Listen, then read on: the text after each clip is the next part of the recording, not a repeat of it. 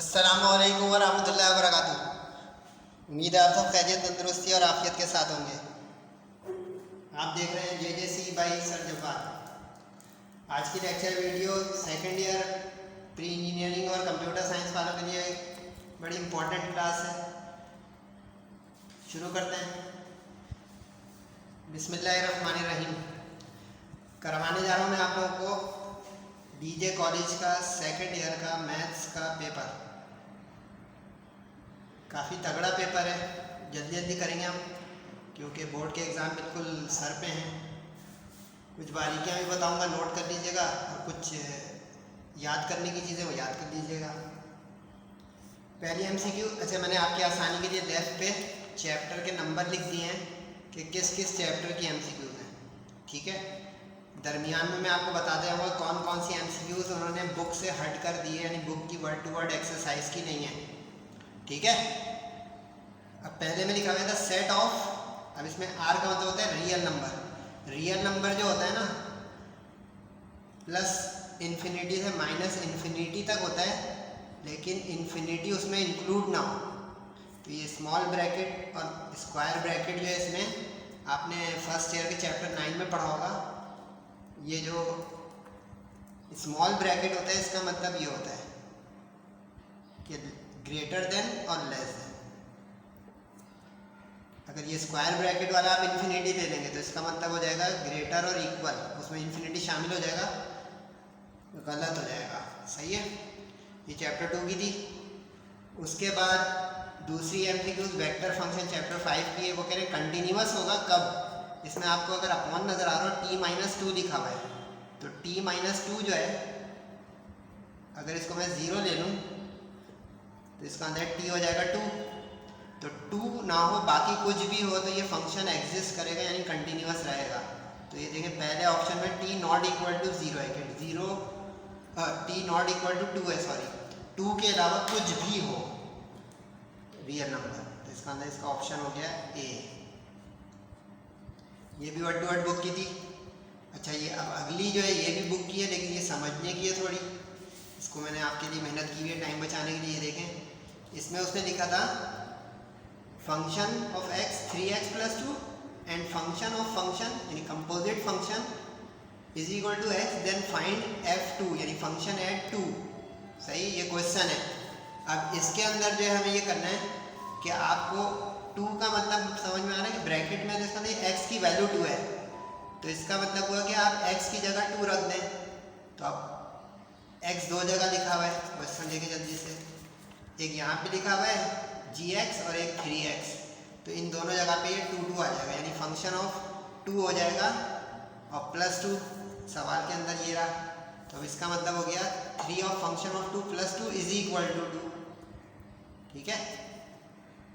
यहाँ पे ये इज इक्वल टू x है ना, क्योंकि g of function of x का मतलब है कि g के फंक्शन के अंदर वो रख दें, यानी इस x की जगह फंक्शन रख दें, इस वाले x की जगह ये वाला फंक्शन जाके रख दें, तो ये हो जाएगा फंक्शन है function.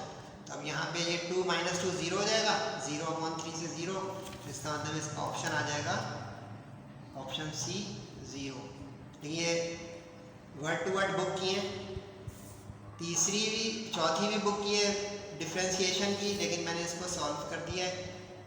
y square squaring both side कर दें आप इसको, क्योंकि जो हमें डेरिवेटिव चाहिए वो कैसे निकलेगा, अगर हम इस पर चेन रूल लगाएंगे तो गुम हो जाएंगे। रूट से बाहर निकालने के लिए स्क्वायरिंग कर दी, स्क्वायरिंग की। अब डिफ्रेंशिएट करें, y स्क्वायर का 2y × dy और टेंजेंट x का सेक स्क्वायर y का dy, डैश का मतलब dy/dx। y डैश इधर लें प्लस, कॉमन लें तो 2y + 1 डिवाइड में ले जाए, तो अब देखिए आसान हो गया, y डैश अलग हो गया, यानी dy/dx अलग हो गया, और आपके सामने आंसर आ गया second square x upon 2y + 1, जो कि आखिरी ऑप्शन है। मज़ेदार चल रहा है, रट भी सकते हैं अगर आप चाहें, लेकिन अच्छा नहीं है क्योंकि यहाँ तक तो वर्ड टू वर्ड बुक की है। अब ये जो है ना बुक की नहीं है, देखिए अब पता चला ना बुक की ना होने से क्या होता है। ये साइन इनवर्स का डेरिवेटिव होता है 1/√1 - x², ठीक है। तो अब यहाँ पे x अपॉन ए है, तो इस x की जगह पे रख दें x अपॉन ए। तो अब यहाँ पे चेन रूल लगेगा, x अपॉन ए का अलग से डेरिवेटिव, एलसीएम या A square minus X square, root में A square perfect square reciprocal होकर हो गया ए, x का derivative 1 upon A, coefficient constant हो गया, ए से ए कट गया, आंसर आ गया 1 upon root A square minus X square. जिसको चेन रूल आता है वो ये एमसीक्यूज कर सकता है। तो ये रहा option number C, 1 upon root A square minus X square. लेकिन ओरिजिनल फार्मूला आना चाहिए तब होगा ये। अगली भी जो है बुक की नहीं है, ए पावर फंक्शन दे दिया उन्होंने ए कॉस एक्स। अब ए कॉस एक्स, अब ए का डेरिवेटिव होता है ए ln ए, तो इसमें चेन रूल लगेगा, पहले ए कॉस एक्स का हो जाएगा ए कॉस एक्स ये, और इसके बाद एक ln आ जाएगा, ये आ गया फॉर्मूले का। अब कॉस एक्स का अलग से कंपोजिट फंक्शन, कॉस का होता है माइनस साइन, ठीक है। तब ढूंढे ऑप्शन माइनस साइन ए और ln ए, माइनस साइन ए और ln ए, सी ऑप्शन। समझ के करना देंगे मज़ा आएगा फिर, वरना आप जो तस्वीरें खींचते रहें और मैं तस्वीरें खिंचवाता रहूँ। समझ रहे हैं ना, मैं खुद नज़र नहीं आ रहा हूँ, तस्वीरें खिंचवा रहा हूँ भाई। कैसा, थम्स अप करें, एक्सीलेंट। मैपल कमांड, अच्छा ये इसका तरीका बता दूँ, ये जो लिखा है ना $2, इससे पता चलता है कितने टाइम्स डेरिवेटिव है। अब यहाँ पे differentiate 1 time, 2 time, 3 time, 4 time. इस 2 से आप समझेंगे कि ये मैपल कमांड है कि डिफ्रेंशिएट कर दो 2 मरतबा और रिटर्न करो उसका आंसर। अगर यहाँ पे 3 लिखा होता तो 3 टाइम्स, n लिखा होता तो n टाइम्स, इस तरह। सही है। अच्छा ये एक्सरसाइज नहीं है चैप्टर 1 की, 4.1 इसलिए लिख दिया है कि मैपल कमांड हर चैप्टर के एंड में जो है ना लिस्ट बनी हुई है, आप उससे पहुँचेंगे, ठीक है। इसको भी आप एक तरह से कह सकते हैं एक्सरसाइज की नहीं है, हमें बुक में ढूंढना पड़ेगा। यानी हर चैप्टर का एंड खोलें जहाँ पे लिखा है मैपल कमांड, कॉलम बने होंगे उसमें आप इस तरह की ढूंढेंगे तो आपकी एमसीक्यू 2 आनी है इसमें से, तो कवर हो जाएंगे। f-x इंटीग्रेशन f-x, तो f-x जो है वो डेरिवेटिव होता है fx का, ये तो थ्योरी हो गई एक तरह की। आखिरी ऑप्शन सही है। फिर मैपल कमांड आ गई मिनिमाइज, मिनिमाइज। अच्छा इसके लिए मैं आपको एक पेज नंबर बता देता हूँ, पेज नंबर 129 बुक का है, उसमें आपको इस तरह के बहुत सारे मिल जाएंगे। ये तो एक है, जो हमारी वो एक्सरसाइज नहीं थी मैक्सिमा मिनिमा, उसके साथ है ये। अब उसमें आपको इसका जवाब मिल जाएगा, लेकिन उसमें लिस्ट है पूरी, यानी एक तरह की समझेंगे थ्योरी है, याद करनी पड़ेगी कि अगर यहाँ पे एक्सपोनेंट x हो तो क्या हो जाएगा, एक्सपोनेंट के अलावा कोई x y लिखा हो तो क्या हो जाएगा। सही है। उसके बाद है e ln a क्यूब, ये मैं सॉल्व करके दिखा देता हूँ आपको। e ln a cube, e और ln तो एक दूसरे के एंटी होते हैं, तो ये हो गया a क्यूब। सही है। यूँ समझने के ln e 1 होता है, तो पावर पीछे आ गई, तो ये ln e 1 हो गया, सिर्फ a क्यूब बचा। a क्यूब जो है कोई कांस्टेंट है, नंबर है, तो बाहर चला गया। सही है। अब dx का x होता है, तो a cube x plus c। समझे भाई, एक्सीलेंट। इसका ऑप्शन ढूंढे ax प्लस c, ये रहा a cube x plus c। अच्छा इसी में अगर बुक खोलेंगे ना, ये बुक की नहीं है, बुक में यहाँ पे x लिखा हुआ है, रटने वालों के लिए खतरनाक है। x है तो उसका x4 हो जाता है, क्योंकि देखें x क्यूब आता नीचे, तो x क्यूब में n+1 अपॉन n+1 लगता है। बुक में x है, यहाँ पे a कर रहे हैं, डीजे वाले ट्रिक खेल रहे हैं।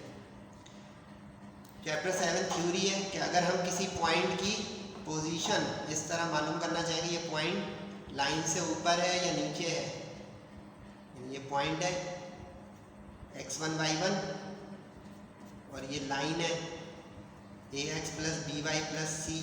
अगर हम ये मालूम करना चाहते हैं कि इससे लोकेट क्या कर रही है, तो इसमें coefficient of y must be positive होना चाहिए, क्योंकि हम अबव या बिलो देखेंगे तो y का कोफिशिएंट b है, तो y एक्सिस वर्टिकल चलता है, तो इसमें पॉजिटिव होना चाहिए हमेशा। सही है। उसके बाद थ्योरी है चैप्टर 9 की, पैराबोला एलिप्स, कि अगर नेव्स जो है वो राइट सर्कुलर कोन की इस तरह काटी जाएं कि उसमें वर्टेक्स इंक्लूड ना हो तो क्या फिगर बनेगी, हाइपरबोला। अच्छा, इसके लिए मैं आपको एक पेज बता देता हूँ, उस पर चारों की डेफिनेशन लिखी है कि एलिप्स किस तरह का कट है, conic, circle, parabola. Page number 241-42 पे जाके देखिएगा। यानी वो शौकीन बच्चों से बात कर रहा हूँ मैं, और मुझे उम्मीद है सारे शौकीन ही बच्चे मुझे देखते होंगे। वरना देखें ये वाले जो एमसीक्यू थे ना, ये एक्सरसाइज की नहीं है। उसके बाद कह रहे हैं ये सर्किल कैसा है। अच्छा, दो ऑप्शन मिल गए, ये एक्सरसाइज के खोल के देख लीजिएगा। इसकी टेक्निक होती है, इसकी टेक्निक ये होती है कि यहाँ पे देखें 2gx, तो अब यहाँ पे हो गया 2 3 6। अब देखें इसका अंदर g आ रहा है 3, ठीक है। तो c जो है ना, अगर g स्क्वायर के बराबर हो तो ये x एक्सिस को टच करने वाला जो है सर्किल होता है, और अगर कभी c f स्क्वायर के बराबर हो तो ये y एक्सिस को टच करने वाला एलिप्स होता है। और जिसमें c हो ही नहीं वो सर्किल ओरिजिन से गुजरने वाला होता है। तो अब इस बुनियाद पे ये टचेस x एक्सिस हो गया। एक्सरसाइज की जो है, लेकिन फिर भी मैं समझा रहा हूँ कि गलतियाँ ना हो अगर रट के भी जाए तो, बिकॉज हर एक्सरसाइज में 10-10 12-12 एमसीक्यूज हैं, 12 चैप्टर हैं, 150-200 एमसीक्यूज कौन रट सकता है भाई, मैं तो नहीं रट सकता। तो ये देख लें भाई, आपके लिए डीजे का पहला पर्चा प्रैक्टिस के लिए बहुत अच्छा है, प्रैक्टिस कीजिएगा इससे।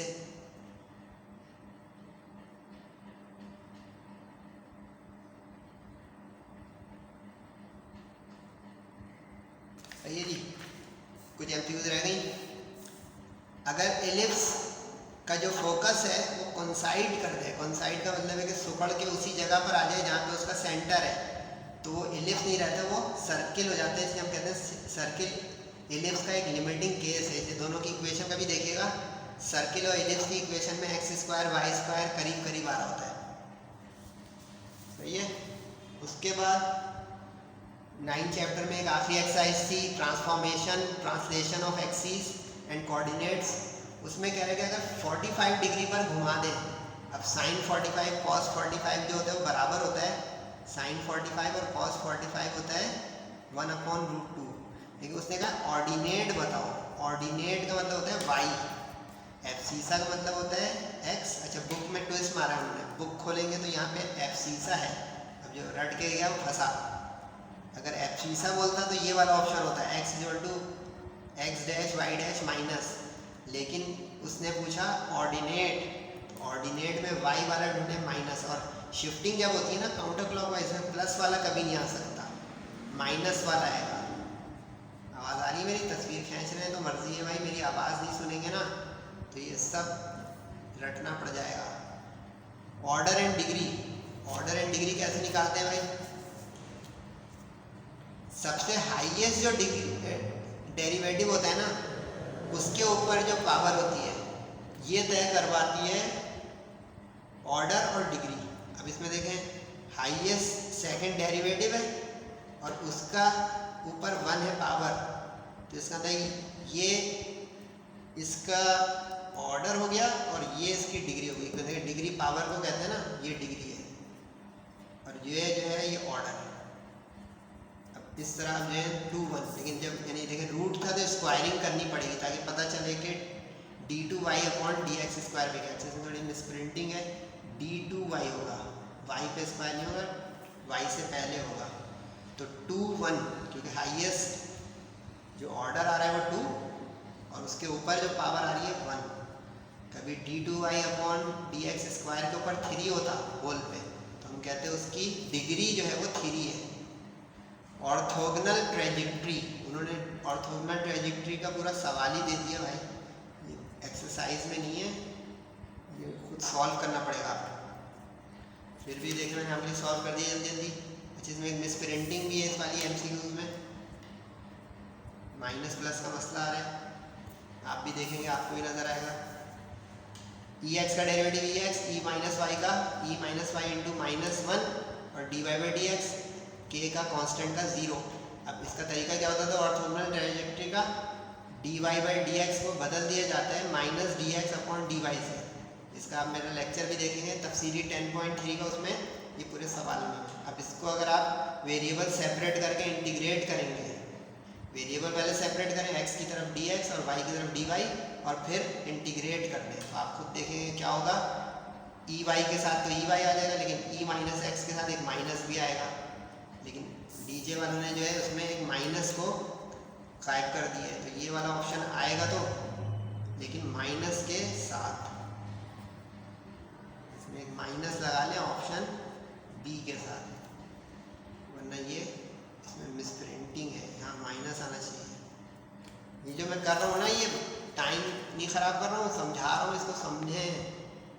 क्योंकि इस तरह का कोई अगर शॉर्ट क्वेश्चन आपके बोर्ड पेपर में भी आ गया तो उसी वक्त कर पाएंगे जब समझेंगे। अच्छा जी, इसमें कह रहे हैं दो फंक्शन है, न्यूमरेटर डिनोमिनेटर में दोनों होमोजीनियस है, एक की डिग्री 3 एक की 4 है, तो बताएं इस कोशेंट फंक्शन की डिग्री क्या होगी। इसका तरीका बड़ा आसान से बता देता हूँ कि इसकी जो ये डिग्री 4 है और इसकी 3 है, तो माइनस कर दें 4 माइनस 3 1। अच्छा, इसमें डॉट दे रहे हैं, एफ लिखा पहले, ठीक है, और जी लिखा है बाद में। इसमें जी को ऊपर लिखा हुआ है, एफ को नीचे, लेकिन 4 ऊपर 3 नीचे, वरना माइनस में भी डिग्री आ सकती है। इसका 4 माइनस 3 1, अगर वो एफ ऊपर लिखता है जी नीचे, तो 3 माइनस 4 से -1 आ जाता। ये एक्सरसाइज की है। अच्छा, ये एक्सरसाइज की नहीं थी, जिसमें डॉट लगा रहा हूँ आपकी सहूलत के लिए कर रहा हूँ।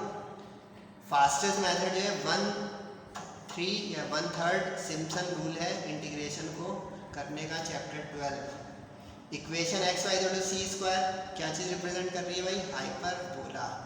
अच्छा, बुक की आंसर की में आंसर गलत लिखा हुआ है, बुक में इसका लिखा हुआ है सर्किल, सर्किल को रिप्रेजेंट नहीं कर सकता ये X Y equal to C square. Product formula जो है हमेशा हाइपरबोला को रिप्रेजेंट करता है। अब मैं इसके सेक्शन बी सी का ओवरव्यू दूंगा जल्दी जल्दी, आपका जिम्मा है कि मेरे साथ रहें।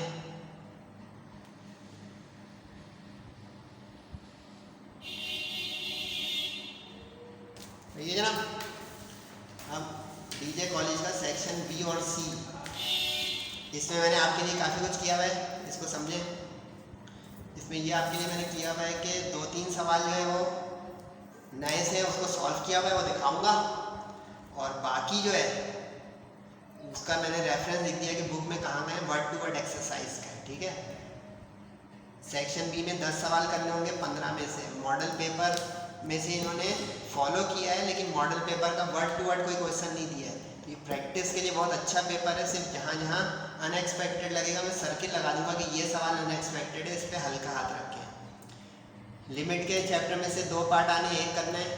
2.3 में से मैंने ये इंपॉर्टेंट निकाले हुए थे दोनों, मेरा लग गया भाई इंपॉर्टेंट, मैं अपने तौर पर खुश होता रहूँ। अच्छा, ये जो है मिस प्रिंटिंग है, बुक में करेक्शन है, तो एरो का मतलब है करेक्शन, ठीक है। 2.4 के मैंने क्वेश्चन नंबर 7 8 इंपॉर्टेंट निकालने लगे, उसी कैटेगरी का है, तो आप इसको इंपॉर्टेंट कहकर प्रैक्टिस कर सकते हैं। अगला मैंने बहुत इंपॉर्टेंट निकाला था, ये 3.4 चेन रूल की एक्सरसाइज का, प्रैक्टिस कीजिएगा, अच्छा सवाल है, क्वेश्चन नंबर 12। इसी तरह ये दोनों सवाल। अच्छा, ये 3 चैप्टर का जो एक आएगा ना, उसमें और लगा हुआ होगा, ये वो मॉडल पेपर का इन्होंने नहीं दिया है, ये एक्सरसाइज का दिया, मॉडल पेपर वाले ने एग्जाम्पल का दिया था, तो ये इंपॉर्टेंट हो गया भाई मेरी तरफ से भी और डीजे वालों की तरफ से। ये एग्जाम्पल है, EX जहाँ लिखा होगा सॉल्व एग्जाम्पल में से दिया है डीजे वालों ने। अगर आपने मेरी एग्जाम्पल की लिस्ट देखी हो तो मैंने इंपॉर्टेंट एग्जाम्पल निकाली है, इसकी प्रैक्टिस कीजिएगा। तकरीबन पूरे पेपर में 3 एग्जाम्पल आ सकती हैं सेक्शन BC को मिलाकर। वेक्टर फंक्शन, ये आसान सवाल दे दिया, आसान सवाल लोग एक्सपेक्ट नहीं कर रहे होते, इसकी प्रैक्टिस कीजिएगा। यानी एक प्रैक्टिस पेपर है ये, तो ये मैंने इंपॉर्टेंट नहीं निकाला, लेकिन ये बड़ा आसान है। इसका तरीका ये होगा कि दोनों का क्रॉस प्रोडक्ट ये डिटर्मिनेंट में आप निकालेंगे, आंसर आ जाएगा, इतना आसान है। अच्छा, ये 6.6 का डेफिनेट इंटीग्रल की एक्सरसाइज का सवाल है। 6.6 को मैंने मोस्ट इंपॉर्टेंट निकाला है, ज़रूर करें, इसमें सेक्शन बी में भी आने हैं, सी में भी। एरिया अबव एक्स एक्सिस, इसका भी एक सवाल ज़रूर आना है, ये भी इंपॉर्टेंट आ गया भाई। ट्राई सेक्शन 7.1 स्ट्रेट लाइन का ये भी इंपॉर्टेंट आ गया भाई। इक्वल इंटरसेप्ट्स सम ऑफ 3, ये भी मोस्ट इंपॉर्टेंट मैंने निकाला हुआ है। जो मोस्ट इंपॉर्टेंट की वीडियो है ना, देखिएगा, ये ऐसे तुक्के नहीं मार रहा हूँ, वाकई उसमें सही है। ये अनएक्सपेक्टेड है मेरे से ख्याल से, अनएक्सपेक्टेड। सर्किल का मतलब होगा कि इसकी प्रैक्टिस बोनस है, करना चाहें तो आपकी मर्जी। ये दोनों जो सवाल है मेरे हिसाब से बोनस है, ठीक है। उसके बाद इस सवाल में मिस प्रिंटिंग, यहाँ पे y आएगा, क्योंकि y अगर हो गई नहीं तो विद रिस्पेक्ट टू y हम इसको करेंगे कैसे, पूरा जीरो हो जाएगा सवाल। अगर फर्ज करें यहाँ पे x हो, डीजे वाले में यहाँ पे x लिखा है, तो इसका जवाब फिर जीरो हो जाएगा, सिंपली MCQs बन जाएगी, क्योंकि इसके अंदर y है ही नहीं। जब y है ही नहीं तो सारा x का कांस्टेंट बन जाएगा, डेरिवेटिव जीरो हो जाएगा, सही है। इंपॉर्टेंट मैंने चैप्टर 11 की एक एक्सरसाइज का क्वेश्चन 1 निकाला हुआ है, देख लीजिएगा। ये मोस्ट इंपॉर्टेंट पैराबोला का आ गया 9.1 का, सही है। 9.3 का एलिप्स का मोस्ट इंपॉर्टेंट आ गया। Homogeneous differential equation 10.2। यानी इस पेज पे 2 अनएक्सपेक्टेड सवाल हैं, और मैं उसको सजेस्ट भी नहीं करूँगा कि आप लोग प्रैक्टिस करें, बाकी प्रैक्टिस करें। कोशिश करूँगा मैं इसका PDF जो है वो लिंक में डिस्क्रिप्शन में डाल दूँ, लेकिन जिनको इतना टाइम ना हो मेरे इस वीडियो को देख के ही कर ले, क्योंकि मैं ये आप ही के लिए मूव कर रहा हूँ कि आपको ये नज़र आ रहा है पेपर पूरा। असल इसके रेफरेंस देख लें, जाके बुक में मार्किंग कर लेंगे किस किस एक्सरसाइज के कौन कौन से सवाल दिए, सही है। इसके बाद सेक्शन सी है पूरा, सेक्शन सी भी लग गया। अच्छा, इस सवाल में गलती लग रही है मुझे, इसको आप लोग क्रॉस चेक कीजिएगा। ये 6.2 ये एग्जाम्पल है बुक की सॉल्व, और ये भी एग्जाम्पल है, ठीक है। एग्जाम्पल को आप प्रैक्टिस में लाएं, इंपॉर्टेंट सवाल है, इंपॉर्टेंट ये मैंने तीनों लगाए थे, ये भी एग्जाम्पल की, जिसमें मैंने ये इंपॉर्टेंट निकाले हैं। अच्छा, एक्सरसाइज में इस तरह से 2 सवाल हैं, आप चाहें तो वो एक्सरसाइज के कर लें, ये प्रैक्टिस हो जाएगी। मैक्लॉरेंस या टेलर सीरीज आनी है, इंपॉर्टेंट है, सही है। उसके बाद इक्वल इंटरसेप्ट 7.5 स्ट्रेट लाइन का एक सवाल आना है, इंपॉर्टेंट निकाला था मैंने, ये आ गया। ये अनएक्सपेक्टेड है मेरे ख्याल से, ये सवाल नहीं आना चाहिए। तो सर्किल का अंदर प्रैक्टिस करें ना करें बराबर। न्यू कोऑर्डिनेट्स ये 50-50 है, प्रैक्टिस में लाएं ना लाएं। 9.6 का सवाल है, लेकिन एग्जाम्पल वाला दिया उन्होंने, एक्सरसाइज का नहीं दिया है, यानी पैराबोला एलिप्स का। अच्छा, आखिरी जो 3 सवाल है, सॉरी, ये इसमें 2 रिव्यू एक्सरसाइज के हैं। रिव्यू एक्सरसाइज, इससे अंदाज़ा हो रहा है कि पूरे पेपर में 1 से 2 रिव्यू भी आएंगे। तो अब ये इसका मैं आपको सॉल्यूशन इन तीनों का दिखाने जा रहा हूँ। एक डिफरेंशियल इक्वेशन चैप्टर 10 का है, एक 11 का यूलर्स थ्योरम का है, यानी पार्शियल डिफरेंशिएशन, और एक जो है वो न्यूटन राफसन मेथड का है।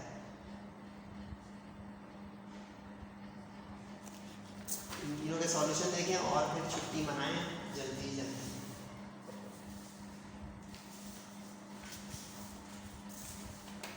ये देख लें भाई, इसका जो है वीडियो आजकल में जारी होगी, जिसमें चैप्टर 11 का सॉल्यूशन होगा, फिर भी देख लें। यूलर्स थ्योरम ये होता है, इसको याद कर लें, इसको यूलर्स थ्योरम कहते हैं, जिसमें करना ही होता है कि पहले डिग्री ऑफ होमोजीनियस फंक्शन मालूम करनी होती है कि किस डिग्री का फंक्शन है। तरीका ये होता है कि x को और y को tx ty से रिप्लेस कर दें। अगर वो रिप्लेस होकर दोबारा रिपीट यानी रिटेन हो जाएगा फंक्शन, तो इसका मतलब होमोजीनियस है। फिर देखना पड़ेगा कि t जो है उसके ऊपर डिग्री क्या आ रही है, 1 आ गई जैसे, तो ये फर्स्ट डिग्री होमोजीनियस है। यानी अब हमें यूलर थ्योरम के 1 × f के बराबर इसको यानी फंक्शन के बराबर प्रूफ करना होगा। तो मैंने z को आसानी के लिए फंक्शन f लेट कर लिया। अब आप इसमें x को tx, y को ty से रिप्लेस किया, सॉल्व किया, तो देखिए ये पूरा फंक्शन √x² y² का रिव्यू हो गया, यानी ये होमोजीनियस था। ये करना ज़रूरी होता है, वरना इसके बगैर यूलर थ्योरम का ये n अननोन रहेगा। प्रूफ किसके बराबर करेंगे, LHS अब लें, partial function f with respect to x and y। अब इस पे चेन रूल लगेगा, ध्यान से चैप्टर नंबर 3 जाके देखें। nn-1 और फिर इसका x² + y² का, फिर nn-1 इसका x² + y²। जब विद रिस्पेक्ट टू x करते हैं तो y कांस्टेंट हो जाता है, जब विद रिस्पेक्ट टू y करते हैं तो x कांस्टेंट हो जाता है। अब इसको आप पूरा सिंप्लीफाई अगर करेंगे तो आप देखेंगे कि पूरा राइट हैंड साइड फंक्शन आ जाएगा।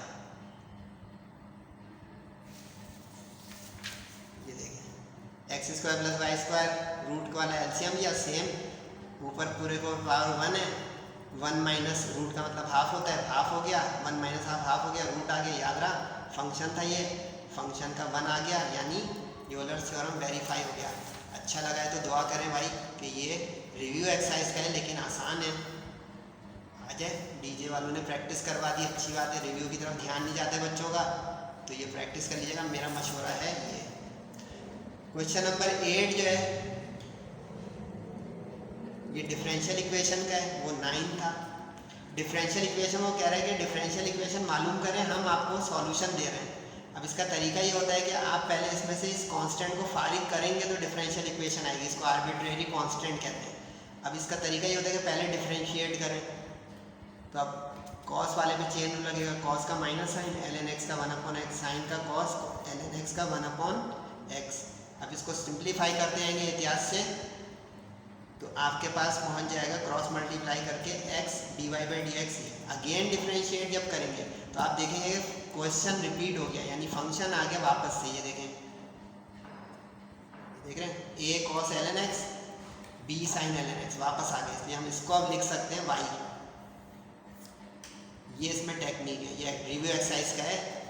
टेक्निक ये है कि आप पहले इस सॉल्यूशन को डिफरेंशिएट करें, एक दफ़ा जब डिफरेंशिएट करेंगे तो उसमें a और b कायम रहेगा, दोबारा डिफरेंशिएट करेंगे तो सॉल्यूशन वाली शक्ल आ जाएगी, उसको y लिखेंगे तो देखें अब a b गायब हो गया।